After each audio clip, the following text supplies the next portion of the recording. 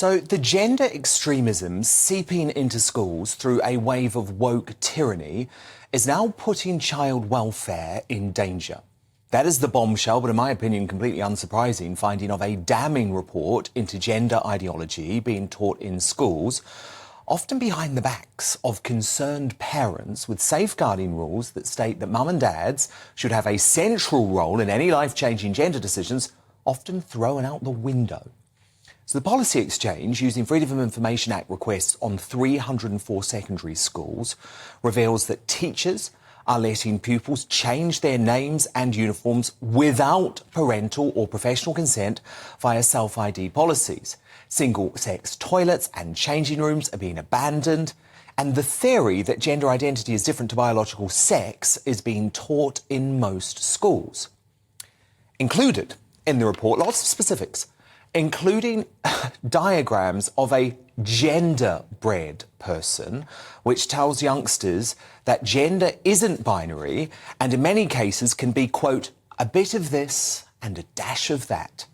And there's also a guide for teachers showing that they must avoid terms like biologically male or biologically female because they are said to oversimplify a complex subject of what makes up someone's sex.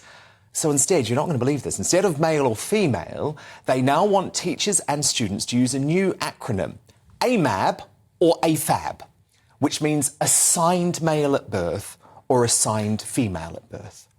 Please make it stop, just make it stop. What are we doing to youngsters already confused, going through puberty? And how has this madness been allowed to enter our education system under a Conservative government? That's a disturbing mystery to me. But as usual, Rishi Sunak made all the right noises today. Very concerned about these reports. You know, for me, the safety and well-being of our children is of paramount importance. And I've also been clear that parents must be able to know what is being taught to their kids in school, especially on these sensitive areas. Absolutely, Prime Minister, absolutely. But now you must act. Protect our children. Stop them being unnecessarily sexualised by the very narrow and extreme trans lobby. I mean, look at the danger caused by the likes of the Tavistock Clinic that mutilated brave young women like Cara Bell, who were in need of a bit of mental support, not having puberty blockers forced upon them and their breasts removed. I've been passionate about bringing these issues to the fore since the launch of this show nearly 2 years ago, while giving a platform to the brave women standing up for their rights who have been cancelled by much of the MSM and the establishment in what amounts to a modern-day witch trial.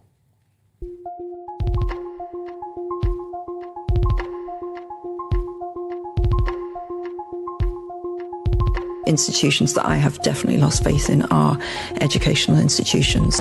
We talk twerking in schools.